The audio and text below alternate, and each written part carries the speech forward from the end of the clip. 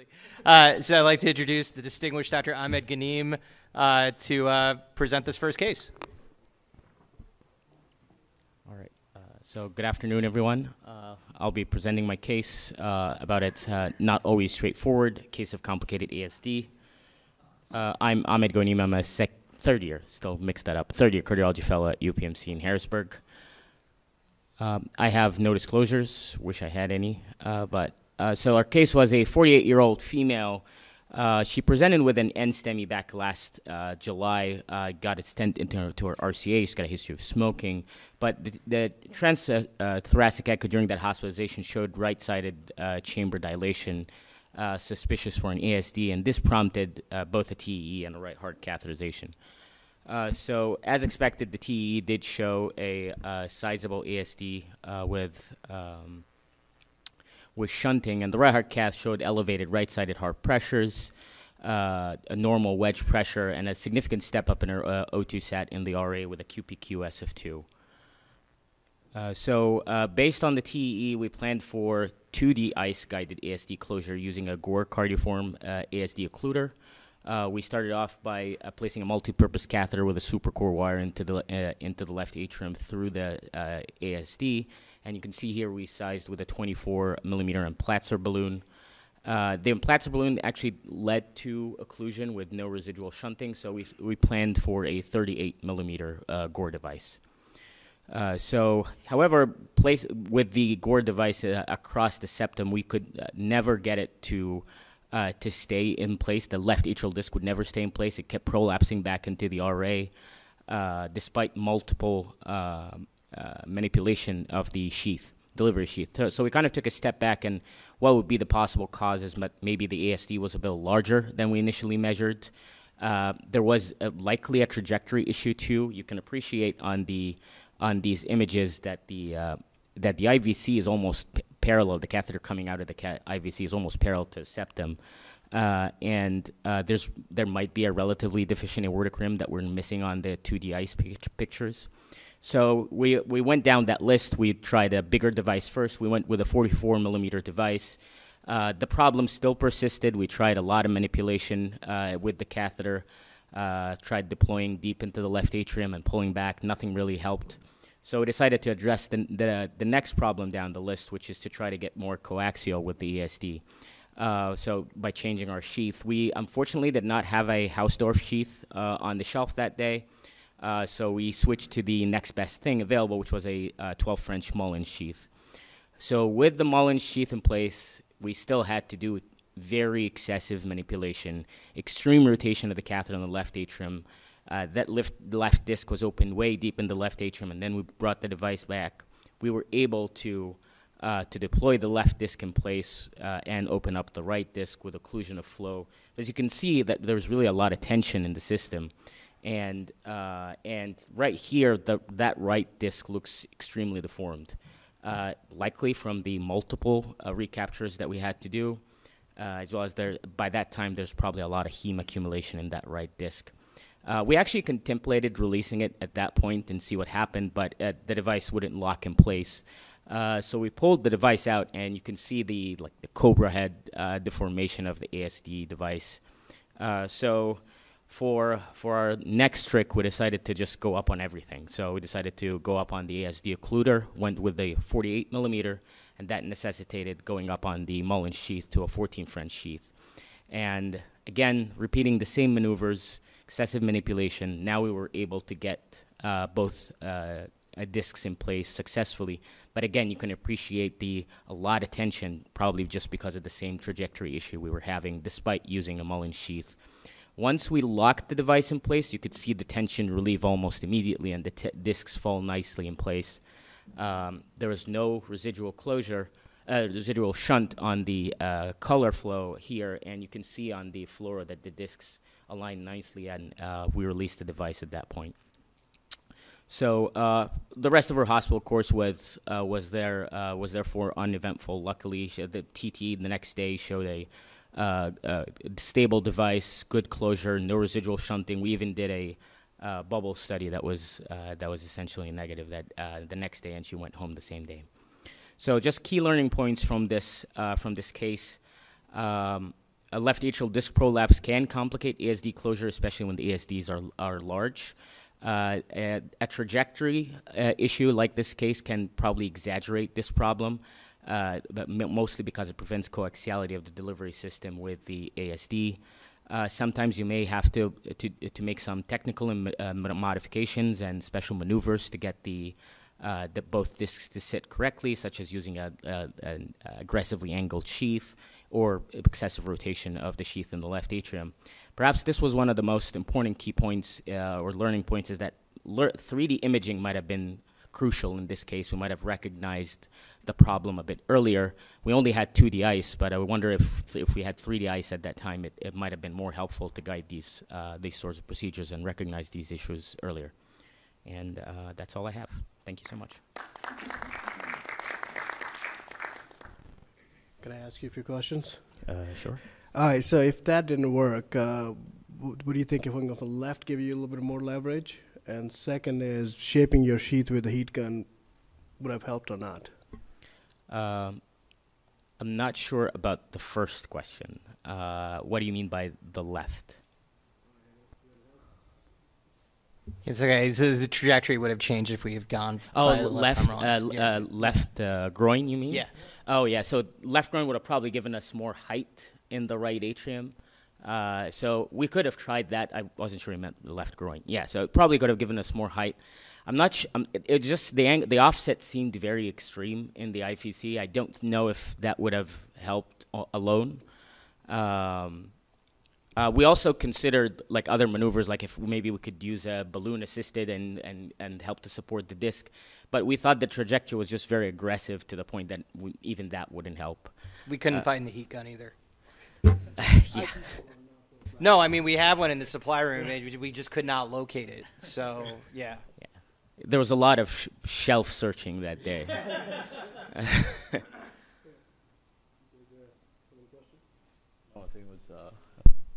I think it was beautiful done. Like it showed a lot of you guys used a lot of the things in your toolbox, like steerable sheaths, like upsize, remeasure. When things don't work, you just restart and re-strategize. Yeah, and I will say on top of that too, I mean, we were thinking about converting to an Amplatzer device as well. We thought that given the flexibility of the lower cardioform, this is probably the best shot that we had. But that was also something that we were thinking about. But just given the rigidity of those discs, we didn't feel like that was gonna work as well. Great. Thank you. Thank you.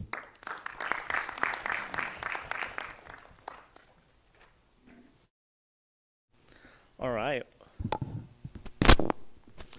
Well, my name is Iyad, and this is my presentation. I'm a second year internal medicine resident. I have no disclosures. So we have a 67-year-old male who presented from an outside hospital for management of a STEMI after 2 days of chest pain. Patient presented with heart rate of 67, blood pressure of 75/53, on norepinephrine and vasopressin with a troponin of 16,000. This is the bedside echo. So we see here on the Doppler, we see some eccentric flow, which indicates like severe mitral regurgitation. And without the Doppler, we see the flail of the anterior leaflet as it prolapsed past the posterior leaflet. And it looks like there's something that's attached to the leaflets, so concerning for papillary muscle rupture. So the admission ECG shows ST elevations in the inferior leads, and patient decompensated quickly as soon as they arrived to the hospital, developed respiratory failure due to bilateral pulmonary effusions, requiring intubations and continuous escalation of vasoactive medicines. So with all the information we had, we were concerned for cardiogenic shock. Patient was placed on VA ECMO and taken to the cath lab. All right, so this is the admission left heart cath. We look at the left circumflex and the LID, and there's no obvious obstructive lesions. But when we look at the RCA, the distal RCA, we see the culprit lesion. So decision was made to do a balloon angioplasty instead of a stent because since we are concerned for papillary muscle rupture, we wanted to not having to give Plavix or aspirin after the procedure in anticipation for any procedures after this. So we get to the TE right here. We see the some papillary muscle, posterior papillary muscle attached to the anterior leaflet, and we see severe mitral regurgitation with eccentric flow. Okay, so the clinical challenge was our patient, hemodynamically unstable, on VA ECMO with papillary muscle rupture causing severe MR.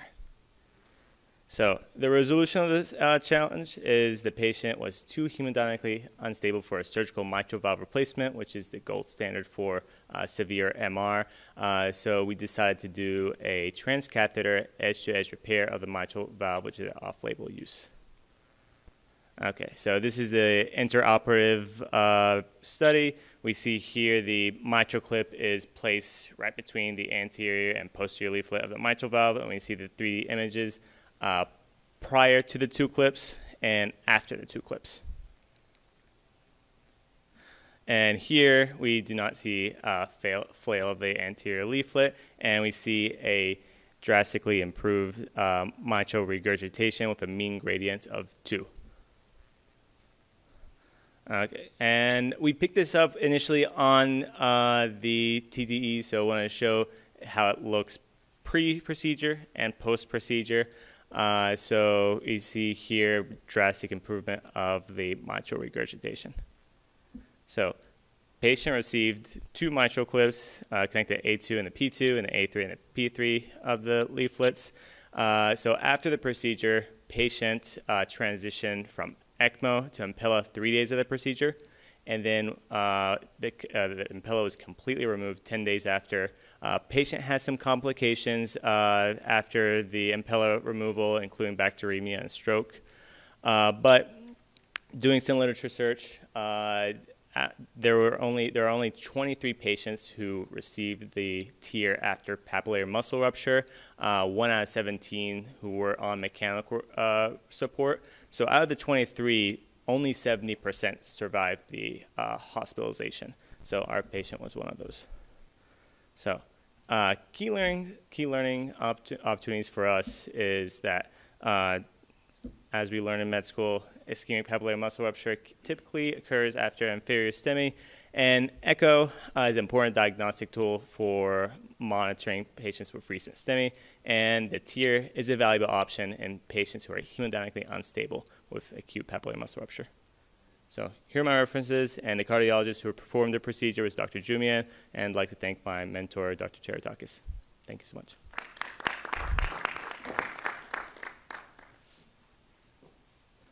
I think this is a great case. You know, these are extremely sick patients. Anyone who comes in with a pap muscle rupture is more than likely going to have to be on some kind of mechanical circulatory support, which definitely helps you during your procedure. It looks like you used 2 XTWs, I would assume, because of the amount of flail that you had there.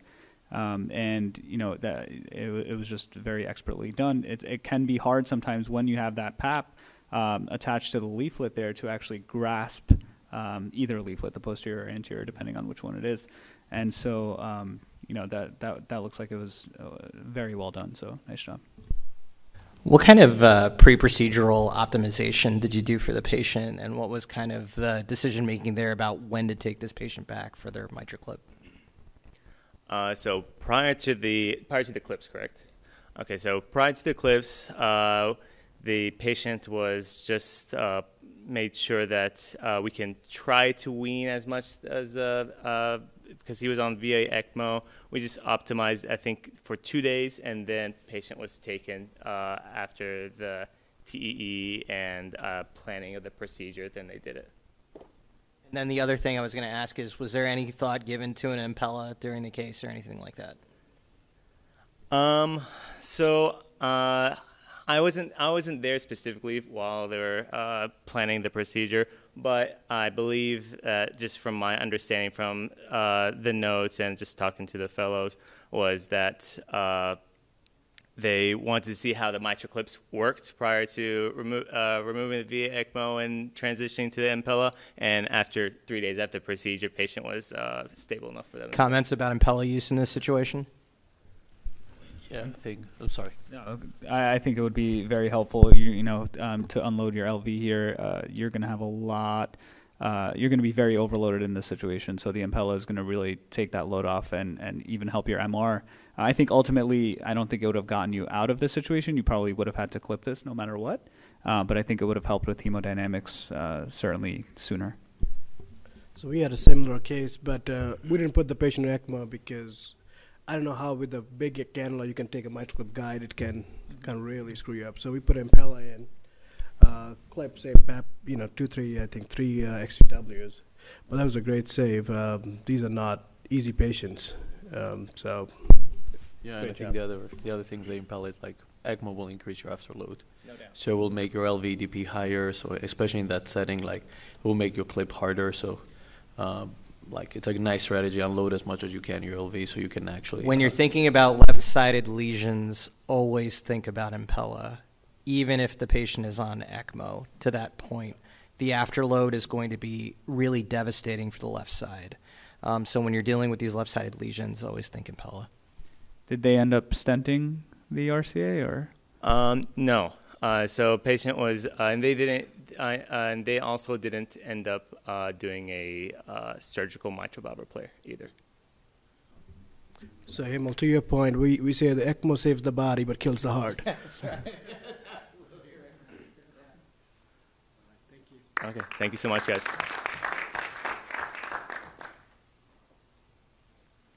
next we have Dr. Kamath, Sacramento TEERDrop.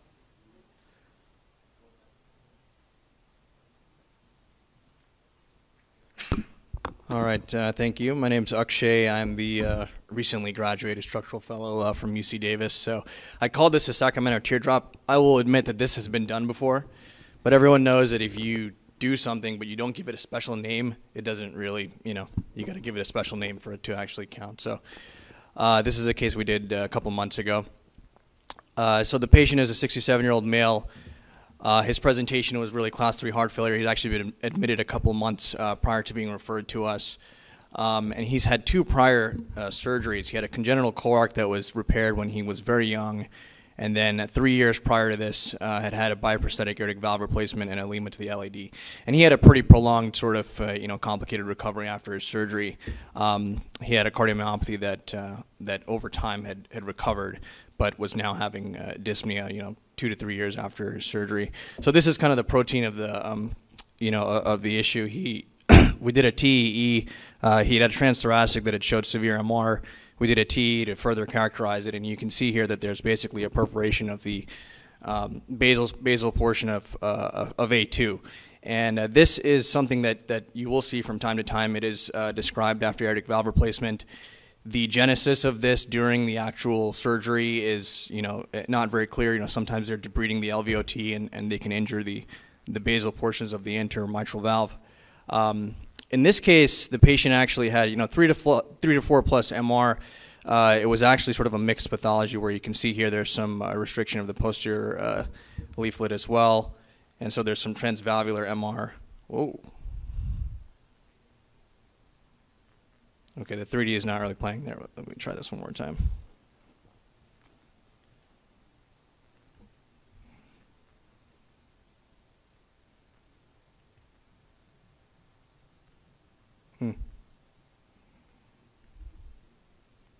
All right, let me try going to the next thing. But there is some MR basically through the valve itself. And you can kind of see there's just some thickening of basically lateral segment of P2. So this is MPR, so you can actually see it there. There are 2 jets, one jet of MR is coming through the actual leaflet perforation, and then there's some transvalvular MR as well. The hemodynamics, the patient did have some degree of precapillary pulmonary hypertension. The wedge in this case probably was not accurate, and we'll see that when we got an LA pressure later, it was a little higher. Coronaries were rather unremarkable. And this is all, he's an outpatient. This was all done electively. One of the veins was reversed, and the aortic valve, the mitral valve area was around 4. So the question really came down to, how do you manage this? The patient has severe symptomatic MR. He had surgery 3 years ago, somewhat complicated recovery. Do you send him back to surgery? They usually will do like a patch repair or just kind of stitch that portion of the valve. Or is there something that you can do percutaneously? Medical management, the patient's already on maximally tolerated medical management. So ultimately what we did was sort of a combination approach. We ended up closing the perforation of the leaflet with an ASO, and then we did TEER of the residual MR, and so we dropped an ASO and did TEER. So that's where the name comes from. So this was done GATE, sort of a standard setup for a MitraClip. We did transeptal puncture, and then you can see we got some measurements of the defect between 5.5 to 7 millimeters. We initially tried so we crossed the defect. So we had basically, a telescoping setup. We had a medium curl agilis, an 8 French EBU 375 guide, and then a multi-purpose, which we kind of use as a little bit of a sort of like a dilator to allow you to deliver the EBU in, across the defect. We crossed it with a glide, and then that's what we did. And you can see these images. We're kind of confirming where we are. We had initially tried a 7 millimeter ASO, but there was still some residual flow through the perforation, so then we upsized to an 8, and you can see the deployment here. And obviously going into this, there are certain considerations. You're basically going to have 2 discs sitting on the mitral valve. It may impinge upon the actual mobility of that portion of the anterior mitral leaflet. Is there a component, is there a risk of mitral stenosis if you really immobilize portions of the valve like this, particularly in combination with a TEER? And then you do have some material in the LVOT now, which is in part why the ASO is kind of a nice device for this, because the discs are not sort of bulging into the LVOT. So that went fine. You can kind of see this is before released. Oh, this is really freaking out. But essentially, there was no flow through the no significant flow, I should say, through the ASO. You do see a little bit of a jet, that's there. It's kind of just through the center of the device, but no actual MR coming into the LA. And then this is we put an NTW in that that area of posterior leaflet restriction, and we were very satisfied with that result. So this is what it looked like at the end. Pretty good, and everything looked very stable. The next one should show there's a little bit of MR still there. There's probably trace to 1+ MR on the left side. It's not really playing it, but you got to trust me, it looked a lot better than what we started with. And then there's some fluoro just showing you the material. So the gradients, there's actually supposed to be another image there, but it's there were 3 and 4, through the orifices, I guess. And then veins are upright now; they're blunted, but certainly a lot better than what we started with. So of course, whatever's going to go wrong is going to go wrong. So the patient did very well for post-operative. He went home basically. 3 days later, he called and he said, "My urine's dark." And this is obviously the biggest concern when you're doing something like this. If you leave behind a high velocity jet, it can cause hemolysis. So what I had on the right side here was actually a graph of the LDH and hemoglobin, and basically, as LDH went up, it probably peaked around the 2-week mark. Hemoglobin went down from 12 to 9, and then his creatinine went from about 0.8 to like a peak of 1.0. So he had some degree of hemolysis. Fortunately, he didn't need any treatment. This was all as an outpatient. We managed it kind of expectantly, and he ended up doing quite well. His hemoglobin started to go up around the 30-day mark, and his urine cleared up, and he never required hospitalization, transfusion, or any of those things. So he ended up having a pretty good result. I will say the 30-day echo did show, the MR was very well. Basically just had minimal MR. His gradient on that echo was a little bit elevated, and now part of that was because his hemoglobin had dropped by 3 points and his heart rate was a little bit elevated. But on the immediate post-echo, everything's moving nicely, and the gradient was 6. So that, presumably at this point, and it's been about 4 months, and he's doing very well as an outpatient. He feels a lot better, and so he'll get an echo around the 6-month mark, and we'll kind of follow him. But he's doing quite well.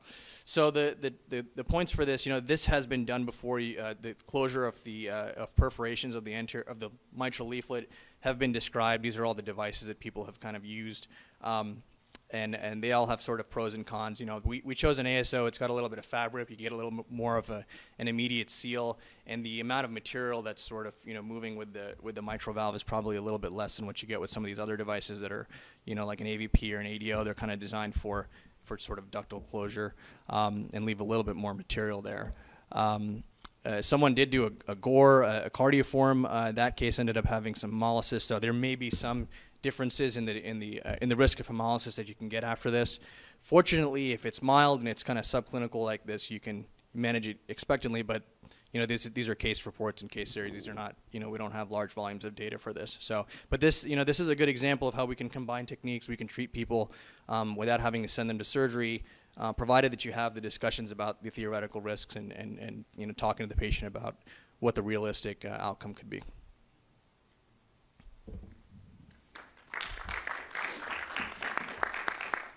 So, question for you. After his initial surgery, how's the mitral valve look after his AVR? Yeah, that's a good question. So he had, immediately after the surgery, so the surgery was done somewhere else. At the time of surgery, they said he didn't have very much MR. So he had mild MR, they called it. The immediate post-operative T, like we don't have any of that, or TT, we don't have that stuff. So we're seeing him a couple years out. I will say immediately after surgery, he had sort of like sepsis, other issues that causes prolonged hospitalization, and there was a period where he didn't really have a lot of, you know, heart failure issues. So it, you know, I think probably what happens with these is that there's some injury and it gets bigger over time. It's probably what happened. And he's how old was he? 67. 67. Was a hard team. There is no enthusiasm yeah. to repair. He's a young surgery. guy because he may come back. Yes, yeah. So that's a good point. So, yeah, I mean, we had him see the surgeons. He was not enthusiastic about having surgery again. I think, you know, that would have been a reasonable option for him. He wasn't like a prohibitive risk. The surgeon said he was high risk, but I think realistically he could have gotten surgery. And there is a possibility that he'll need surgery in the future. Like you said, we don't really know how long, you know, what the natural history of this is. So 2 questions for you. So it should be called drop tier the way you did it. But and so I wanted to ask you about the sequence and the rationale behind the sequence that you actually did this in. Mm-hmm. And then the other would be the proposed mechanism of hemolysis. Do you think that was just high velocity out the LVOT rubbing up against the Amplatzer device or something else? Yeah, so for the first question, you know, the MR through the perforation was clearly more severe than the intravalvular MR, so we wanted to deal with that first. I think probably what would have happened if we did a MitraClip first, one is that, you know, having more MR through the perforation made it a little bit more of a simple decision because there really wasn't that much MR through the valve. When you close the defect, now there's more MR through the valve, and so that's what we expected, and that's what happened. I think if we had clipped, you know, perhaps the MR through the perforation might have even gotten worse. Kind of like if you do a TMVR and there's a PVL, it'll get worse after you put the valve in. So, yeah. So with regards to the sequence, that was kind of our thought process. And then second question was, what was the second question? The mechanism of hemolysis. Yeah, I think there was probably a high velocity jet through the actual occluder device. Velocities in the LVOT, I mean, weren't very high. I mean, he had no LVOT obstruction, that sort of thing. So I wouldn't expect just normal flow through the LVOT to really cause hemolysis. So I think there was probably just some residual, you know, flow through the perforation. Do you think if you had clipped first, you had to stretch the anterior leaflet, probably easier to cross, and maybe choose a device right size that time? You had to change the device, right? Put a smaller one than bigger one, or no, am I mistaken? You put a smaller. The question is, if you have clipped it first, you stretch the anterior leaflet, and maybe it's easier to cross if you're gonna teardrop it. Yeah, would it have been easier to cross? Perhaps. I mean, you're immobilizing the leaflet a little bit.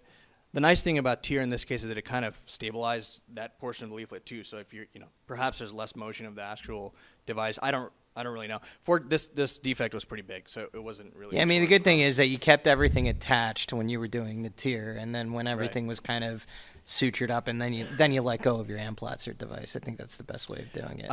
Or did you let it go? We let go. You just let. That's bold, man. That's bold. We let go of it. That was a coin flip. That's nuts. All right. Why do you say that? No, I mean, I would have left everything attached, honestly. Like I would have. I mean, if I was kind of like just thinking through this, because everything that Brinder brought up these are hypothetical possibilities of things that may happen, right? I mean, like you're going in, you're going to tear now, you may deform where you just closed with your upsized device or whatever. And so, yeah, that would have been my concern. I probably would have left things attached. I don't know about you guys. Yeah, fair enough. Yeah, I think I agree. I mean, I would have most likely I would have kept it attached, like have the tear there also, like make sure like I'm holding the leaflets tightly and then take a deep breath and pray a little bit and release. It's I it's will very say easy that for those most devices of these to go. cases were done without tear actually. So in the literature, they're all kind of done just on their own as an isolated case. So, and the discs on the ASO, I would argue, are pretty large. So for it to come through or something would have been. The second thing I but find it's very a fair interesting point, is what device do you pick with your tear, right? Like, you want to grab too much leaflet because you're pulling close to it. You want to grab like an NT or NTW. You want to grab like less leaflet so you don't really pull it too much because your base is not now stiff anymore. It's not like that your good anchoring point. Your base is a hole. A good point. And as far as the selection of the tear device itself, I mean, maybe the spacer with a Pascal Ace or something like that would have been better to use. So there are tons of different permutations of this. It's a fascinating case. Yeah. Oh, beautiful case. Great, thank you.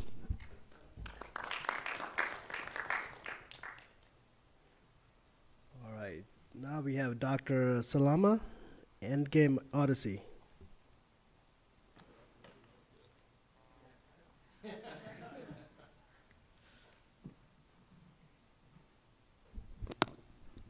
Good afternoon, everyone. My name is Ahmed Salama, MD Kanda Cairo University. I'm here to present a case entitled Endgame Odyssey, When All Else Fails. Let's start. I got no disclosure. As Captain Jack Sparrow said, this is either madness or brilliance. It's remarkable how often this trace coincides. Our case presentation, we got our 47-year-old female patient status post double mitral valve replacement in 2010, and 8 years later, she underwent aortic valve replacement. The patient non-hypothyroid and rheumatoid arthritis. The patient complained she experienced attack of constitutional symptoms, fever, fatigue, and malaise. And then the patient improved without medical treatment, and afterwards, she presented for a regular checkup after 3 months. This is her TE. We can appreciate that in the mid-visual grade vessel view, we got equilucent space from 12 o'clock to 1 o'clock in the posterior part of the aortic annulus, measuring 1.9 times 0.8 centimeters. And color goes from and to the space true and flow blue red, so making it consistent with pseudoaneurysm. And the pipeline imaging consistent the communication with the aortic root cavity. The cavity is communicating with the aortic root through 1.2 centimeter, and the color reaching the whole cavity. So the clinical challenge, first of all, infective endocarditis was suspected, inflammatory marker and serology were negative, and blood culture showed no growth. The patient was asymptomatic, and when she heard she might need another surgery, she bailed out and lost the follow-up. But after 3 months, she came back for us, and we did another follow-up TE. And in the mid-visual great vessel view, we can see that enlarging pseudoaneurysm, notably enlarging in comparison to the initial study. The pseudoaneurysm here extending from 9 o'clock to 12 o'clock, 2 o'clock, sorry, in the posterior part of the aortic annulus, measuring 3.6 times 1.6 centimeters, and extending 2.6 centimeters longitudinally into the aortic root. And here, noticeable increase in the size to previous study, and here we can notice the clear communication with the aortic root. Color Doppler shows the aortic prosthesis, so no valvular or paravalvular leak. We got well-functioning aortic and mitral prosthesis. And we got 3D reconstructed images, shows clearly the in-phase view of the pseudoaneurysm and its view from the LVOT, and its communication with the aortic root. And also we got a small PFO with left to right shunt. So the patient had a progressively enlarging pseudoaneurysm, and the patient is asymptomatic. The patient is not in an active endocarditis. The patient is not a great candidate for surgery. In this case, we know that PET CT to see if there is an activity around the aortic root, and also for better delineation of the aortic pseudoaneurysm. Multidisciplinary discussion between cardiovascular surgery, structure, heart interventionist, and heart failure, as well as the imaging and research team was done. But out of the blue, This is the CT analysis of the patient. Its measurements were consistent with the TE measurements. We got pseudoaneurysm 3.6 times 1.8 centimeters. It's opening into the aortic root 1.3 centimeter, and we will see later. Out of the blue, a few days later, the patient presented with acute pulmonary edema, and here the medial short axis, long axis view, we can see the pulsatile posterior space, and we thought we got our culprit. We got a significant mitral paravalvular leak. We sweep to get the defect, the origin of the defect. In the commercial view, the medial long axis view, we couldn't get the true defect of the paravalvular leak, so we continued to sweep around the mitral valve to get the defect. And here, the medial short axis view, we can notice the true and fro color through pseudoaneurysm, and we got well-functioning aortic valve prosthesis. In the mid-Israel long axis view, we fooled by the initial images. What we thought a paravalvular leak was a flow from the pseudoaneurysm to the left atrium. So the pseudoaneurysm compromising the aortomitral fibrosa, fistulating into the left atrium, causing overflow across the left atrium, mimicking paravalvular leak in systole. And in the 3D reconstructed image, in the in-phase view, we can see clearly the pseudoaneurysm as a communication with the left atrium, and it is a measurement, as we said before. And our mean gradient, average mean gradient through the mitral valve was around 40 millimeter mercury. So, 2 prior surgeries, a large pseudoaneurysm fistula into the left atrium, and double mechanical prosthesis. Surgery, percutaneous intervention, medical therapy, I wouldn't vote for that, something else. Quoted from the patient herself, when she heard she might need another surgery, she said, "Let me die in peace," before any surgeon would put a scalpel in me, so we tried to search for another option. Patient was admitted to CCU, non-invasive respiratory support was used, then the patient was intubated. IV nitroglycerin was started as this flow acting as an acute mitral regurg, and the patient was scheduled for urgent percutaneous closure if this fistula.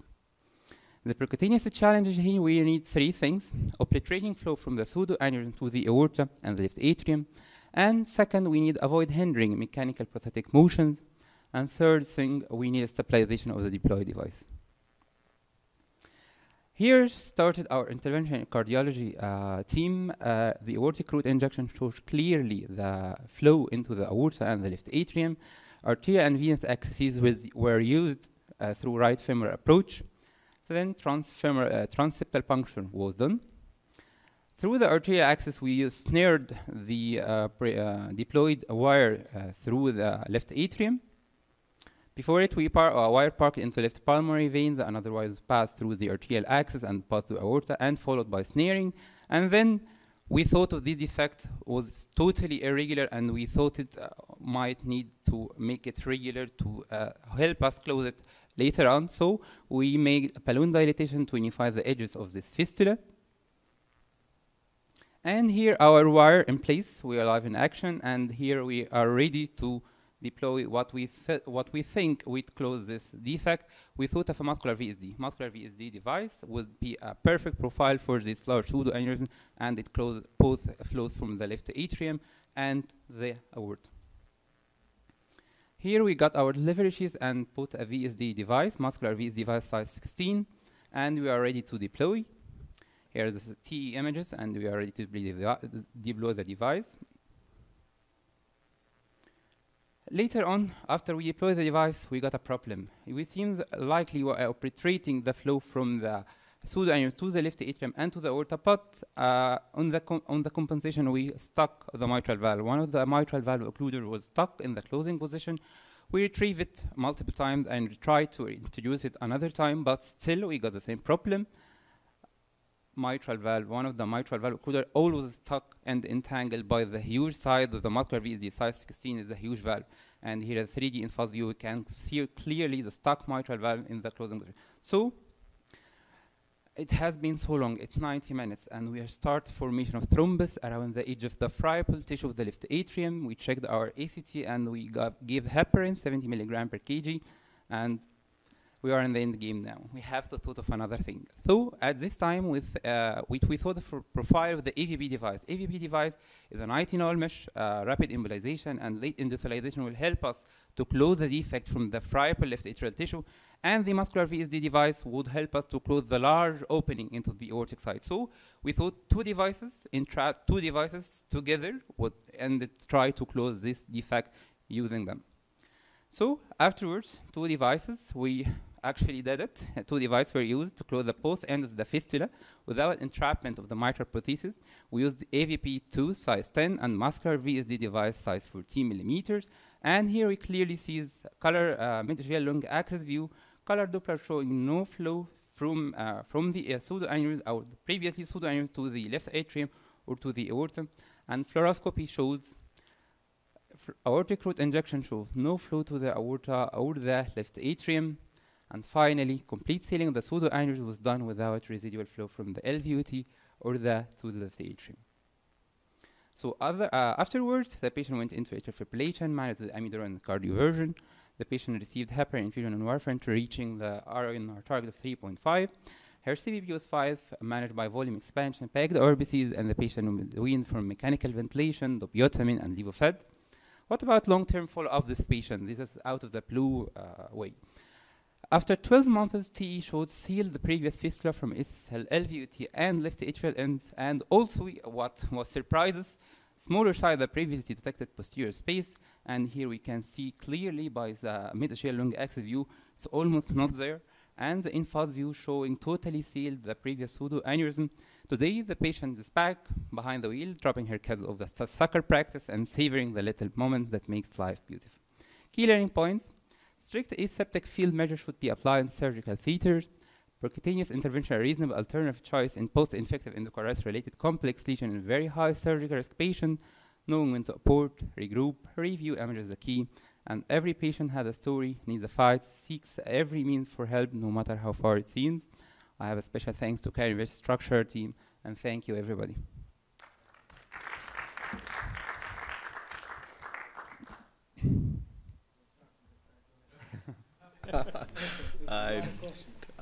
That's an amazing case. Congratulations, guys. It's one of those scary cases that you never want to see. Any hemolysis, that would be my first concern, especially when you're using muscular VSDs. They usually are a little bit higher risk for hemolysis. We thought for that, but after the procedure, we regularly follow up this patient, no hemolysis at all. The patient is doing well till now. Till now, it's almost 2 years after the procedure. Beautiful. And then my second question would be, I know you ballooned, it seems that you ballooned that fistula.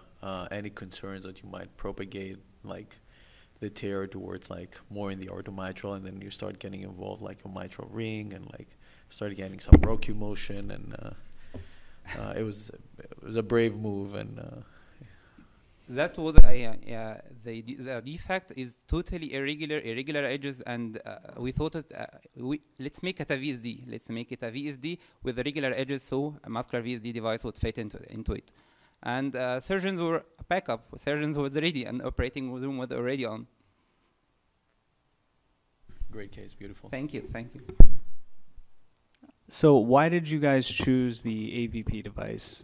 I know you downsized from the 16 to the 14 VSD, or VSD occluder, but why did you choose an AVP versus a different type of plug? AVP, from our experience, its profile, we thought it closed such a defect, especially from its left atrial end. It's a friable tissue of the left atrium. We thought we need a late industrialization. We don't need the VSD device, would be harmful or might not fit this exit into the left atrium. So we thought the AVB2, from our experience with it, would do the job without making any injuries or penetration of the left of the friable aortomitral fibrosa tissues. Yeah, I thought it was a bold move to go to a two-device strategy for sure, just given the friability of the tissue on that one side. So the other thought I had was, I mean, did you think about maybe sealing the aortic communication with a more straightforward device approach and then shoving a bunch of coils in the residual sac? We thought of that. We thought of that first, but the patient wouldn't tolerate to another operation. We thought we are in the same setting. Let's close it. And coils were the exact sizes weren't available at this time. Yeah, I still think it would have worked, and I don't think that you would necessarily would have had defaulted to another surgery as a result of that. Exactly. I think you close off that communication and then just shove a bunch of coils in antegrade. I think that would have at least diminished the amount and of the embolization. Yeah. That was a fantastic case. Thank you. Thank you. Now, so much. I thought it was very ballsy to balloon it. We were debating about this. So, question is for everybody is using ductal occluder in this case, because you don't only have to plug the aortic side. The pressure is high. Mitral side will take care of itself. Any thoughts on that? No, I agree. It's just like if you would have just fixed that one area, that one communication from the aortic side, would that ostensibly have been enough? Maybe. But we think this patient, we have a very high rate of endocarditis. These patients don't follow hygiene. She might came later on with infected device. We want to eradicate everything, close every opening possible. That with patient we would have successful recovery.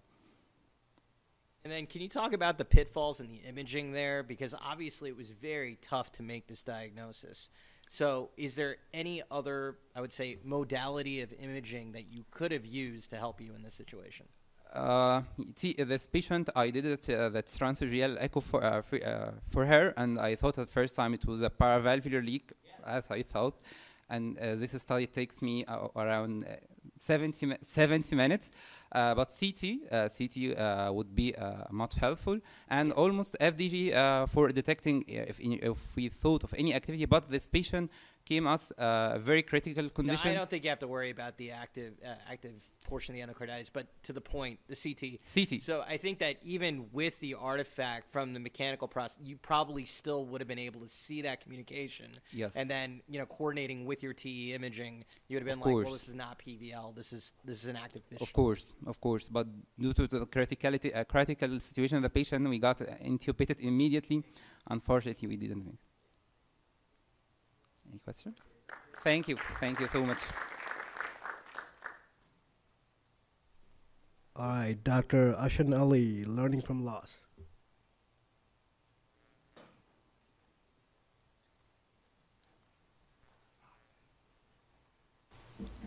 Hello, good evening.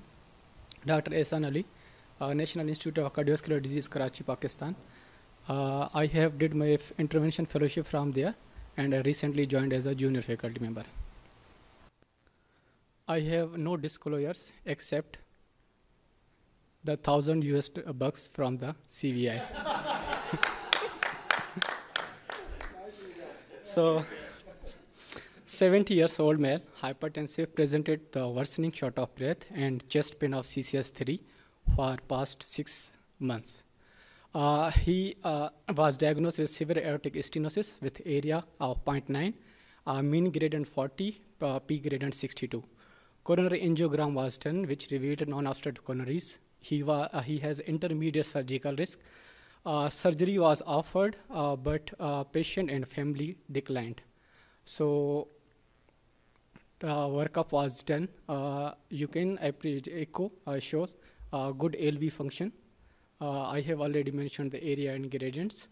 Though CT tower done, which shows the annulus of 25 average and perimeter of 86, wide sinuses, and type 0 bicuspid aortic valve. The angle was 67, and ascending aorta diameter was about 33, 34.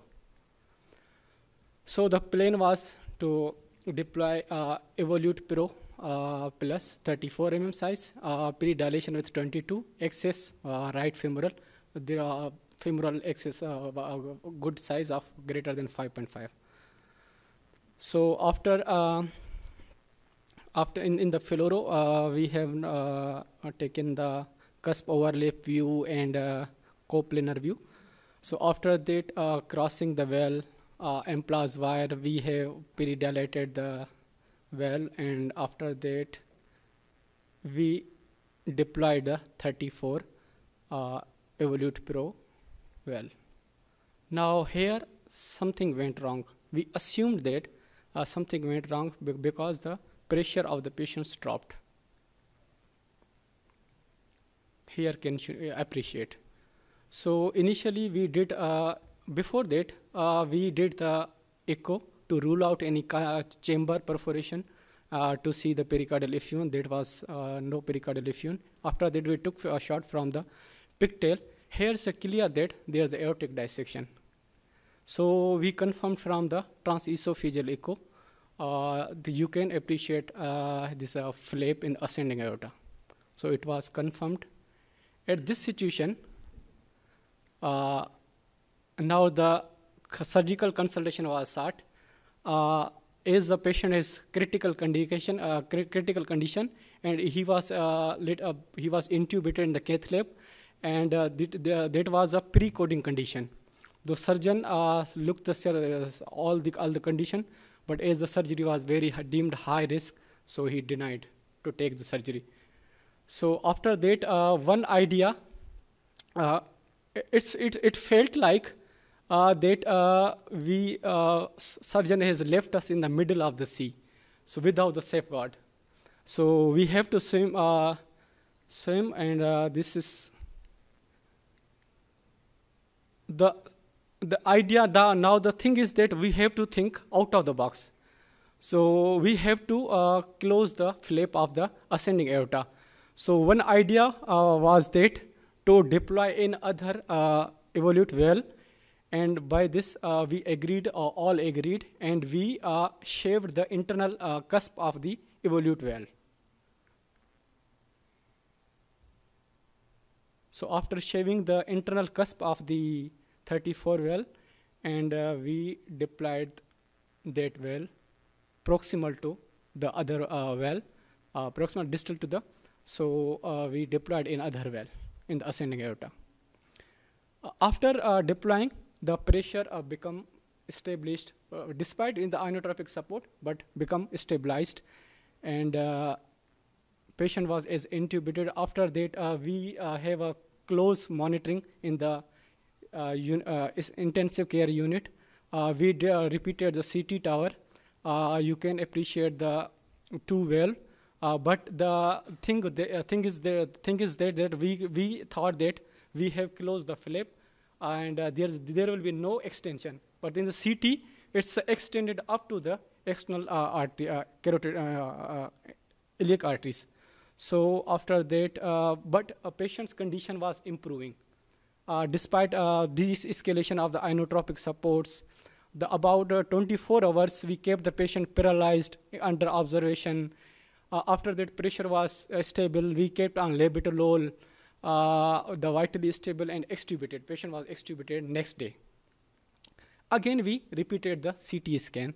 So it was fine. At this stage, we have a time window for consideration of the surgery. We might make consideration, but as we thought that the patient is vitally stable, at this stage we thought that he can be managed as conservatively. So as a patient is doing well without, he was extubated, vitally was stable. But on the third day, post-operative day, unfortunately, patient developed pulseless electrical activity. The CPR was done of 30 minutes and ROS couldn't achieve. So our thought was that at that stage we might have a positive outcome if we consider for surgery. But as a surgeon, our surgeon has a least experience in the acute aortic dissection surgeries. So that's aortic dissection is a rare but life-threatening complication. Clinicians should consider timely diagnostic evaluation, establish a timely management, and plan-based and multidisciplinary. Emerging surgical correction is challenging in the TAVR patient as they are already high risk. No commercially available TAVR device for the use in type A aortic dissection. As TAVR expand to more patients with low and more intermediate risk, even in asymptomatic patient, there should be a low threshold for imaging post-complication, and surgical repair should be offered as first-line therapy. So this is my institute, about 10 satellite, 10 state hospitals, 29 chest pain units. Thanks to the Professor Tahir Sagir, Jad Akbar, Sial Fawad Farooq, and my mentor, Professor Abdul Hakim, Rutgers, New Jersey. Thank you. Well, thank you for presenting this case. It's hard to present a complication, but question for you: once you have the CT, you still have communication with the false lumen. The plan was to keep her there and perform surgery, or what was the plan? So our plan was surgical consultation was taken on the table, but surgeon refused, totally refused for any correction. No, after post-op, and you got a post-op CT. Yeah, we also consulted, but surgeon is earlier. I think it's going to be a question to you also and to the panel. When do you think the rupture happened, like the dissection? Because I don't think the dissection happened when the valve popped out. My fear is like the initial ballooning for like the type 0 valve is where like the dissection happened, and with the changes in pressure it just propagated. And I don't know what your thoughts are. Or it's one mechanism. The difficulty in crossing that valve plane with the Siever's morphology, with the angulation, may have been something else there. I think that we should have a low threshold for pulling snares for self-expanding in this type of anatomy.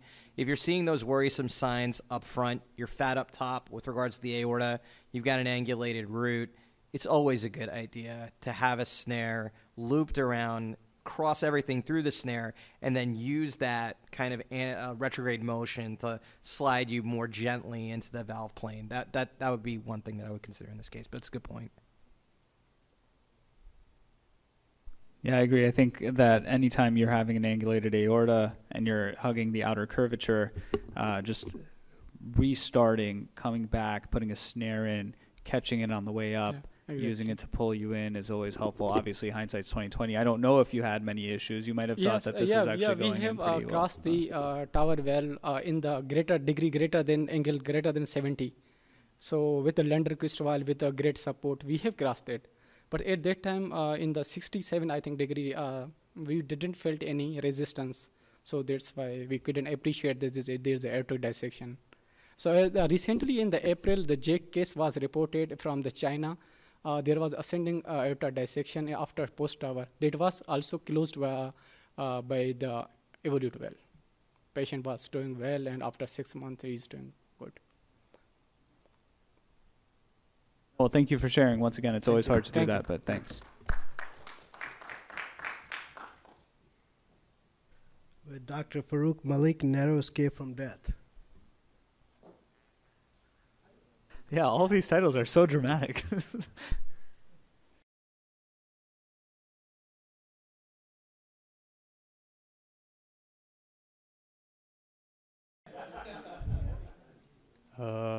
My name is Dr. Farrukh, and my topic of presentation is narrow escape from death. I have no disclosures. 85-year-old hypertensive female patient presented with multiple episodes of syncope since last 6 months. She was diagnosed as a case of aortic stenosis, stage D1, and was admitted for elective TAVR. Her STS score was calculated to be 9 and Euro score was 7. Her transthoracic echo revealed an aortic valve area of 0.4, peak gradients of 130, and mean gradients of 92. She also had mild to moderate MR. Her EF was 66% with a small LV cavity. Her pre-TAVR CT revealed a type 0 bicuspid valve with an annular diameter of 23, annulus perimeter of 74, and sinus of Valsalva diameter of 26. So she was taken on the CAT table, and ultrasound-guided femoral access was taken under conscious sedation. Valve was crossed with an EL1 catheter, and peak-to-peak systolic gradients were measured. Confida breaker wire was placed in LV, and the pre-dilatation was done with 20 mm balloon under birth spacing. So the Evolute core valve 26 delivery system was loaded on guide wire and advanced through the aorta. When the valve reached the arch of aorta, so suddenly the blood pressures dropped to 60/40, and heart rate dropped to 30 beats per minute. There were no peripheral pulses palpable, so immediately CPR was started with adrenaline push, and there was sluggish heart activity noted on fluoroscopy. So what was going wrong with the patient? Was it any coronary artery embolization? Some coronary calcium fragments could have entered the coronaries after balloon dilatation, or it was due to annular rupture after balloon dilatation, or it may be due to aortic dissection. So we decided to do an aortogram.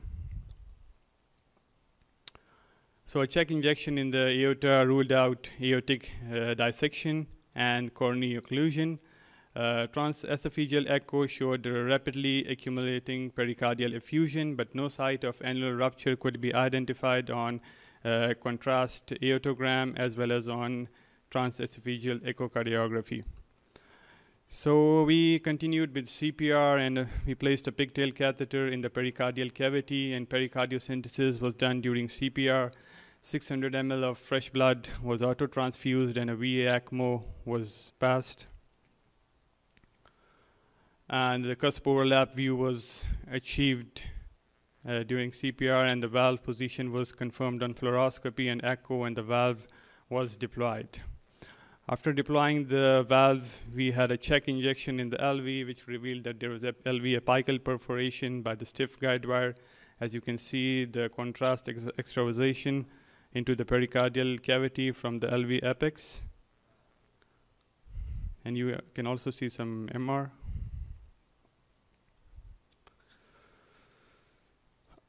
So we don't have hybrid labs for structural procedures, and shifting a patient from a cardiac cath lab to surgical theater with an VA ECMO and a portable ventilator takes 20 to 25 minutes. So the primary operator decided to close the leakage with an ASD device as a bridge to surgery.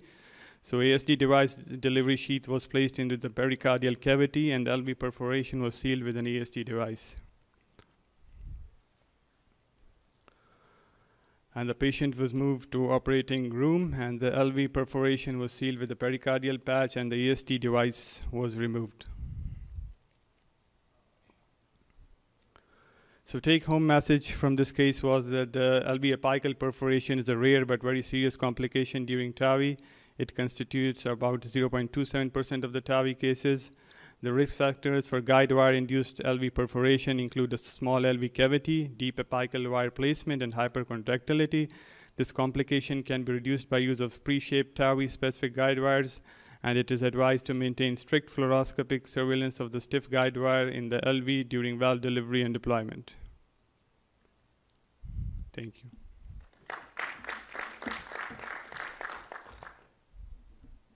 Thank you for presenting this case. Question, can you go over how did you guys cross the perf, and what were the steps to because you First could of go all, transapical as well. We passed it with a Teramo wire through the LV apical perforation, and then we placed a device delivery sheath, and then we unsheathed the ASD device.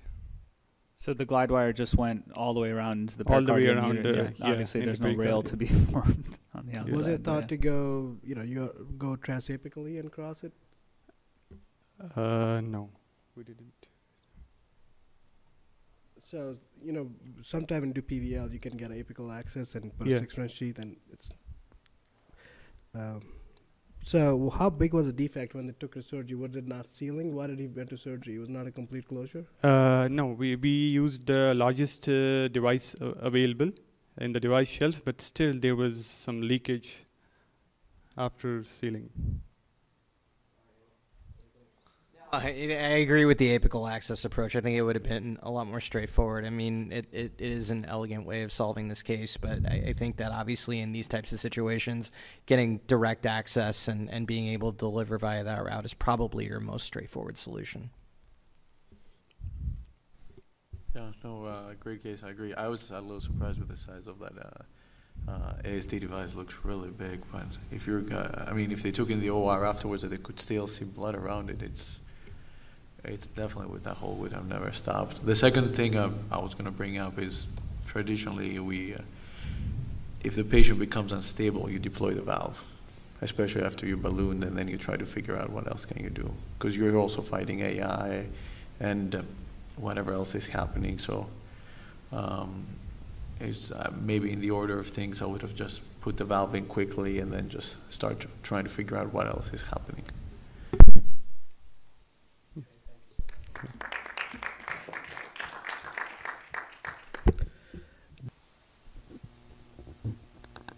Hello, my name is Zeryab Khan. I'm a third-year general cardiology fellow at Ohio Health.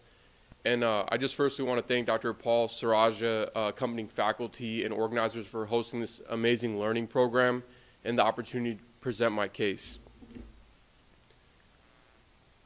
I have no disclosures, and I also want to thank the operators, Dr. Yakubov, Flannery, and Sanchez. And so for our case, we had an 84-year-old gentleman who presented to our structural clinic with NYHA Class 2 exertional dyspnea secondary to severe aortic stenosis. He had extensive cardiac history, including bypass in 2001, as well as treated with MitraClip in 2019 for severe primary degenerative MR. And of note, he had a membranous VSD repair in 1963.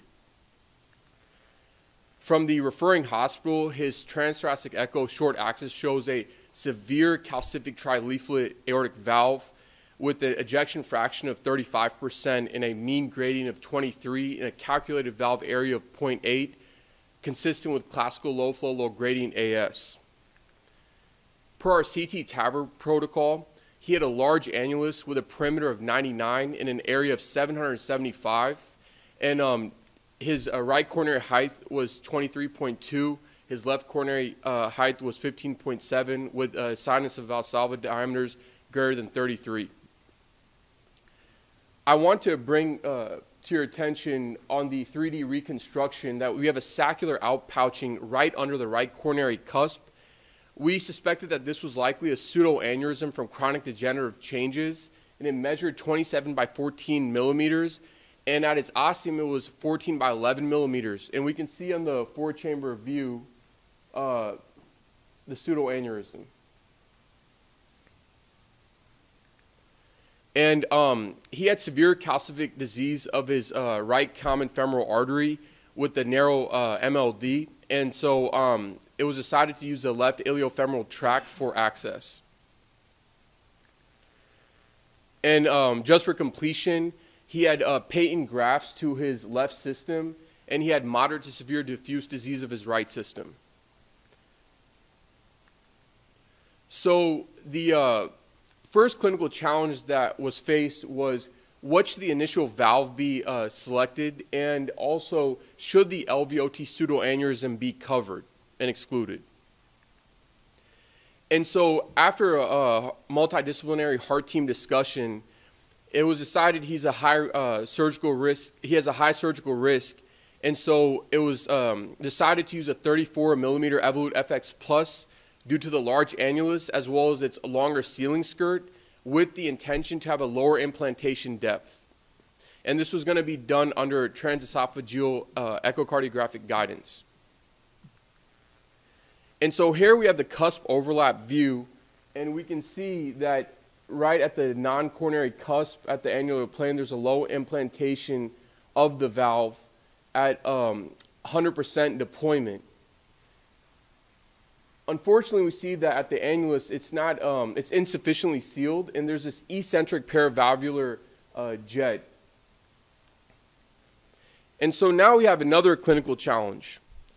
How should the paravalvular leak be managed? And so the initial step to treat this was to do a post-deployment balloon valvuloplasty.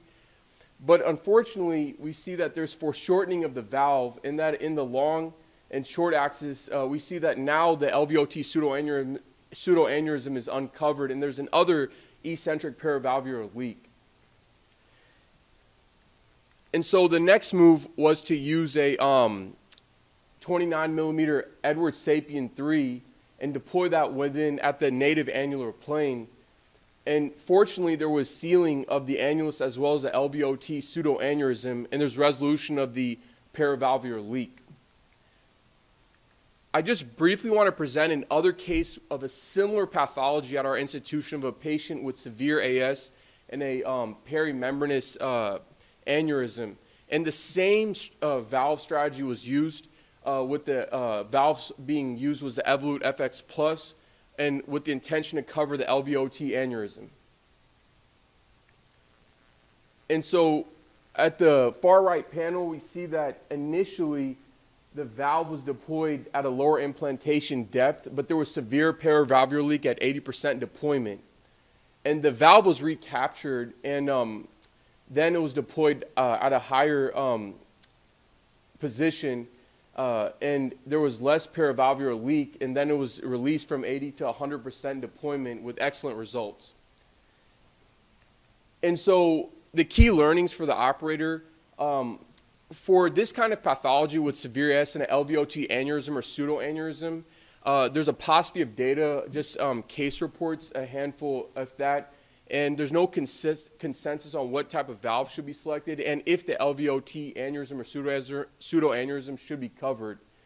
But if an operator decides to do a similar valve implantation strategy as the operators did at our institution, that if there's persistent severe paravalvular leak, balloon expandable short and tall configuration can be an effective bailout. Thank everyone. That is my case. Interesting case. Definitely a number of different solutions that could be applied in that circumstance. I guess the question I have is, do you think that the mechanism of your residual leak had anything to do with implanting the valve that low? I think initially there wasn't good annular sealing, and it could have been from that. But the question you have to ask, though, is should you exclude that pseudoaneurysm? Because if it stays, there's a risk of it rupturing at some point. There's a thrombogenic component to it as well. And so that's why the operators initially tried to cover it. Yeah, I guess an alternative strategy would have been to put the first TAVR kind of where you want to, and then take a second one and dip it down, you know, in the pseudoaneurysm, or think of another way of closing the pseudoaneurysm. And what do you guys think? Yeah, I think you know, you always run the risk of missing the sealing zone when you implant deeper, and then obviously, as we've seen, I think it was during this case or during this session, where you can interact with the mitral valve. So it's always difficult to land it a little deeper. I think if you land where you want to be, like you said, and you still have residual pseudoaneurysm, but maybe not PVL at that point, then you can go and think of your other transcatheter options for closing the pseudoaneurysm, maybe either at that same session or come back and bring the patient back for a pseudoaneurysm closure. You got a bunch of different tools left in the box when you do it that way. I agree. And probably some cheaper tools than, you know, using another TAVR valve, to be honest. The question for everybody: do you need to treat the pseudoaneurysm? That's a fantastic question. I agree. You That's have dependent anatomy. You can come back and do whatever you want to do with it.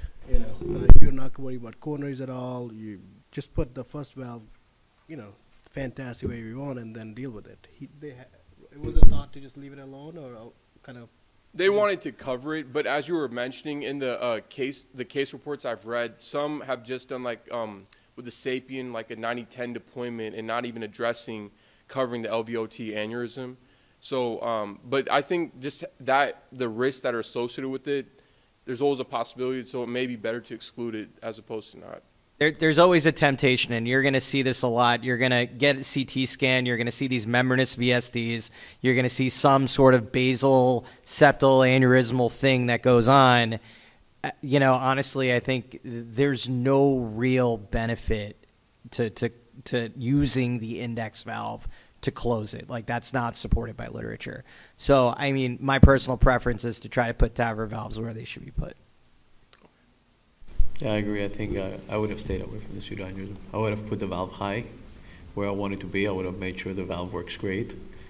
And then if my plan was to close the pseudoaneurysm, go in for the aneurysm and forget the valve, make it a valve. But I left few of them alone, so I just want to make sure I didn't do No.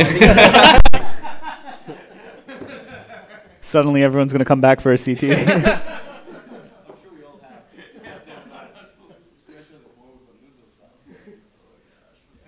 Perfect. Thank you. I appreciate it.